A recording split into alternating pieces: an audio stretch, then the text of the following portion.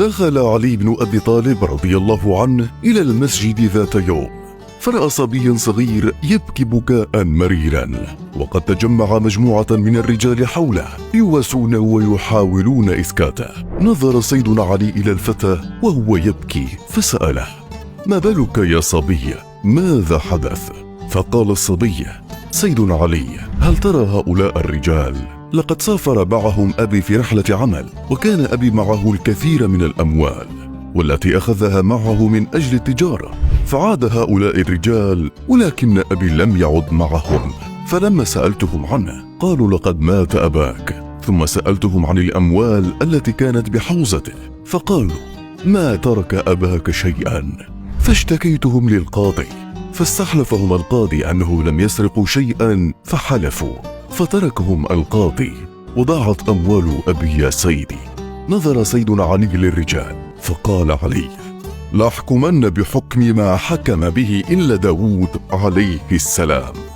ثم دعا سيدنا علي جميع الرجال ونظر إلى وجوههم فسألهم وقال: أنبئوني بما فعلتم بوالد هذا الصبي. فقالوا له بصوت واحد: مات. ثم نفذ سيدنا علي حيلته التي ستكشف كل المستور، فرق بينهما علي بن أبي طالب ووزعهم في جميع أنحاء المسجد، كل رجل يقف في زاوية بعيدا عن الآخر.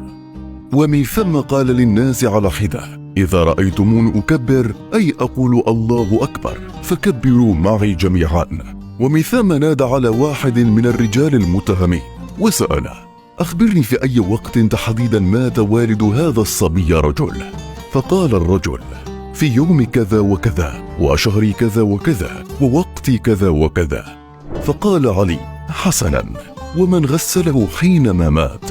قال الرجل: لقد غسله فلان. فلما سأله عن كل هذا كبر علي رضي الله عنه: الله أكبر، الله أكبر. وكبر الناس معه جميعهم بصوت عال كما أمرهم. فارتاب وارتعب الباقون من الرجال لما رأوا وسمعوا التكبير والتهليل، وصارت شكوكهم الكبيرة أن صاحبهم قد أخطأ بحديثه وكشف المستور. فأمر علي بسجن الرجل الذي سأله للتو، وسمع المتهمين الحكم. ومن ثم دعا واحدا آخر وقال له: لقد علمت بما صنعتم، فقد أخبرني صاحبك عن كل شيء يا رجل. فقال الرجل على الفور: يا أمير المؤمنين، ما أنا إلا واحد منهم، ولقد كنت والله كارها لقتله، بل إنني لم أشارك أصلا في قتله، لقد شاركت في التخلص من جثته فقط. فاعترف الرجل وأقر بما فعله هو وأصحابه بوالد الصبي، ولما دعاهم واحدا أقروا بالقتل جميعا، ظنا منهم أن صاحبهم الأول قد اعترف بكل شيء حينما سمعوا أصوات التكبير.